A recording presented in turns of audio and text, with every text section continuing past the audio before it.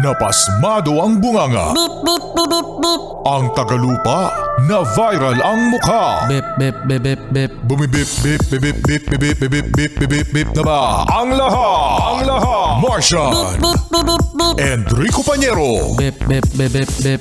Beep, beep, beep, Bip, bip, bip, bip, bip. Bip, bip, bip, bip, bip.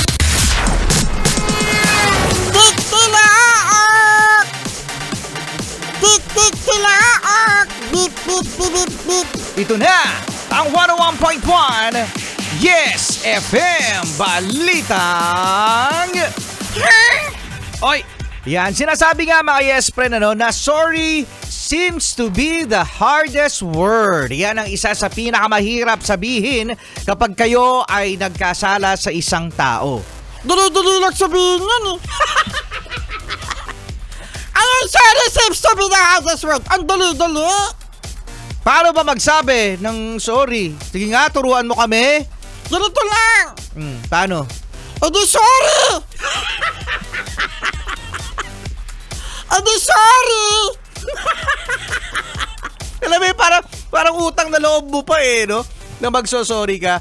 At eto na nga mga yes friend, dahil sa mga maaanghang na mga salita na binitawan ni Senador Erwin Tulfo sa kampo ni Senate President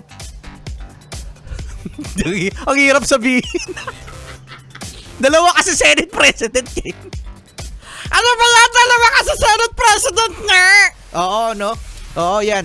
Sige, kasi Senate President pa rin naman. Oo, si Senate President Alan Peter Cayetano, maanghang nga mga salita na binitawan ito ni Senador Erwin Tulfo sa kanyang kampo, no? Dahil kapag daw mga yes friend ay nagtuloy-tuloy ang mga gawain ni Senador Alan Peter Cayetano kasama ang kanyang mga kasamahan, no, sa Blue Ribbon Committee, kasi nagkaroon na ng hearing no, together with the Marines. So kapag daw nagpatuloy yon mga yes friend, ang gagawin daw ni Senador Erwin Tulfo ay, ikaw nga Martian, Wala, bakit ako?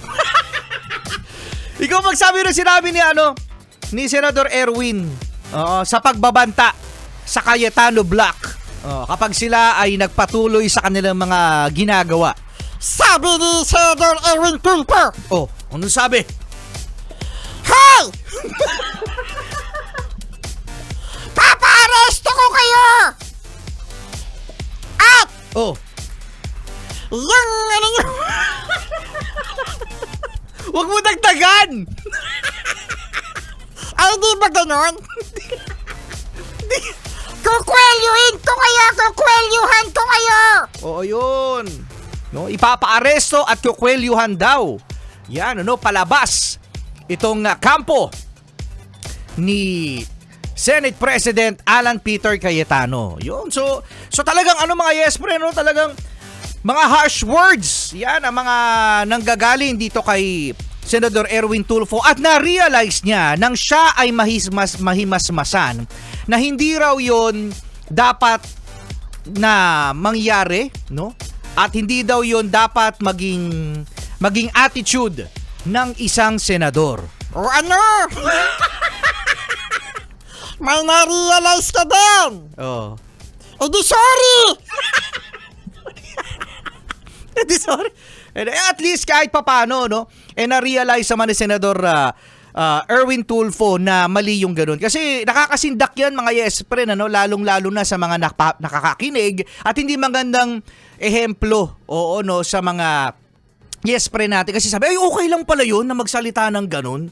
No? At least nag-sorry naman siya. O at least, sino mo gagawin niya ulit yan?